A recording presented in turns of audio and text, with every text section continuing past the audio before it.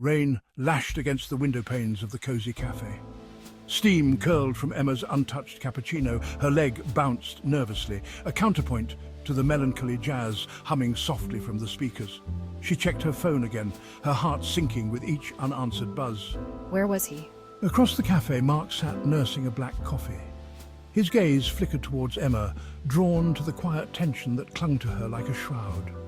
He looked away quickly, burying himself in the pages of his book, but the image of her anxious face lingered. Emma's phone buzzed again, the screen flashing James for the 10th time that afternoon. Each unanswered call chipped away at her hope. He was always meticulous about punctuality. Mark's own phone vibrated in his pocket, a discordant note against the soft jazz. He didn't need to check to know it would be her. He silenced the phone, the silence in the cafe suddenly deafening. Their eyes met across the room, a shared understanding passing between them. The weight of their individual disappointments hung heavy in the air, a tangible connection in that small, rain-soaked haven. Mark closed his book, the words blurring before his eyes. He couldn't shake the image of Emma's anxious face. He hesitated, then rose to his feet. Excuse me, I couldn't help but notice. Are you waiting for someone? Emma looked up, startled. She had been so lost in her thoughts she hadn't heard him approach. Yes, I'm supposed to be meeting someone. I understand, I'm waiting too, or I think I've been stood up, may I? He smiled then, a hesitant, crooked smile that lit up his features. And just like that, a conversation sparked to life. So, how about this weather? It's been raining non-stop for days. Yeah, it's been quite gloomy, but the city has its charm, doesn't it?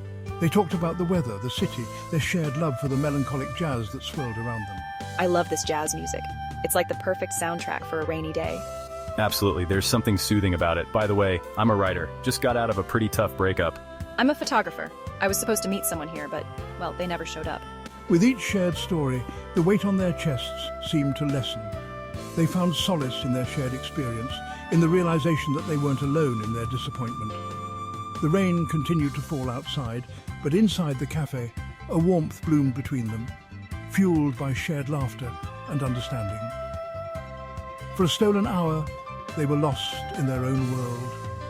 In each other's company, they found a fleeting sense of hope, a glimmer of possibility that maybe, just maybe, some good could come from this rain-soaked afternoon. Mark's phone buzzed again, a persistent reminder of the world outside their cafe haven.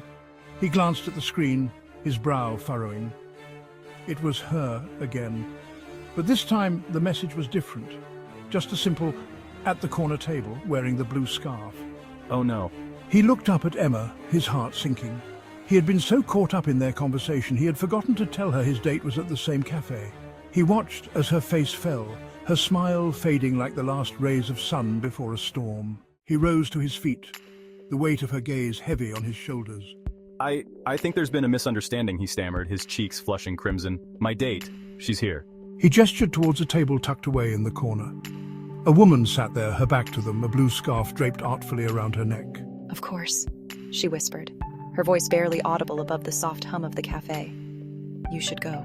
He wanted to say something, anything to salvage the situation, but the words wouldn't come. He offered her a weak smile, a silent apology for the misunderstanding, for the fleeting hope he had unknowingly ignited.